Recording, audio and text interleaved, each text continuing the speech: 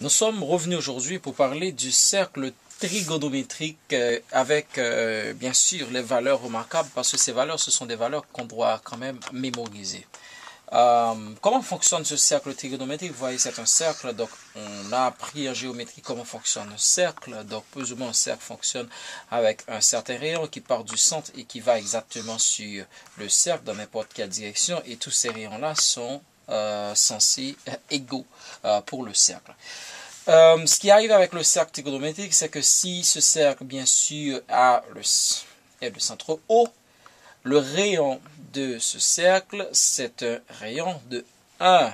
Et c'est ce qui est important, donc, et c'est pourquoi on parle de cercle trigonométrique ou on parle de cercle unitaire. Unitaire vu que le rayon est 1. Donc on va considérer de 0 ici jusqu'à 270 ici de degrés sur le cercle, c'est 1. Si on part d'ici, c'est 1. Si on part d'ici, c'est 1. Donc tous les rayons sont de 1. Et ça, c'est important parce que si on l'oublie, on va rater, bien sûr, toute cette explication importante sur le cercle trigonométrique. Bon, cercle trigonométrique, comment nous orienter dans ce cercle-là? Alors, c'est un cercle principalement qui s'en va dans le sens contraire à l'aiguille d'une montre. Donc, ça va de droite à gauche, contraire à l'aiguille d'une montre. Donc, si on fait ça, les angles vont être positifs. On calcule les angles de manière positive. Donc, de 0, on part vers 30, 45, 60, 90, etc. Mais si on part dans le sens de l'aiguille d'une montre, donc, à ce moment-là, on va compter les angles de manière négative. Donc, si je fais ça, donc on va aller avec le négatif.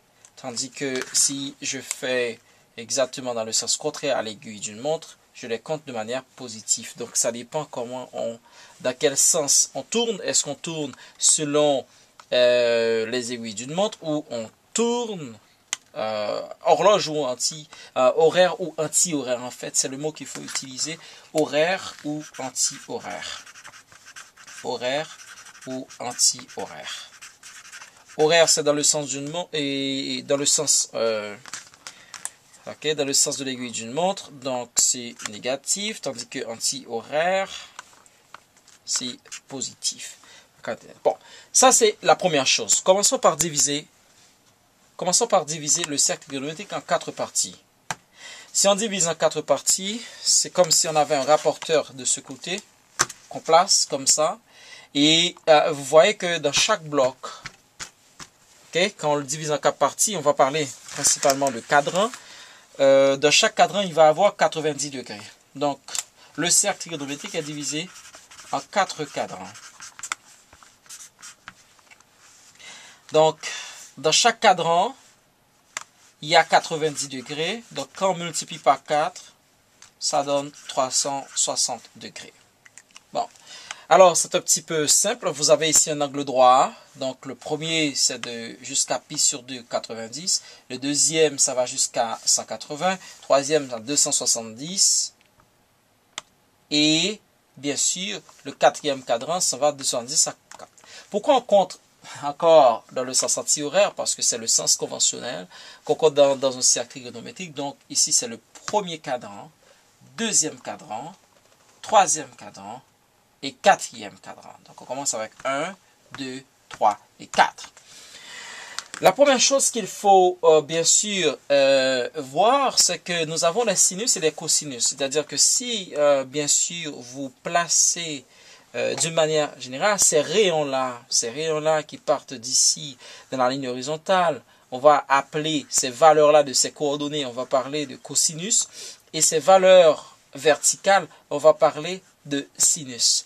Donc, d'où viennent ces mesures-là? Quand vous avez fait le triangle rectangle, vous vous souvenez très bien que dans un triangle rectangle, si je peux juste en dessiner un ici, dans le triangle rectangle, vous avez appris que le sinus,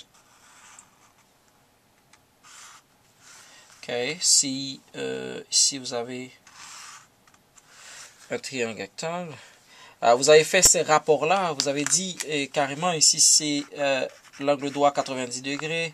Ici, vous avez un angle. Ici, vous avez un autre angle. Donc, si j'appelle ce triangle ABC, on s'est dit que le sinus de l'angle B est égal au côté opposé sur l'hypoténuse. Donc, OH. Côté opposé, donc le côté en face. Donc, le sinus de l'angle B est égal au côté qui est opposé à C sur l'hypoténuse qui est BC. Donc, c'est ça qu'on a dit, et puis on le dit là. Donc, vous voyez, bien sûr, ça a rapport au côté opposé. Tandis que si on part du cosinus de ce même angle, le cosinus de B, le cosinus de B,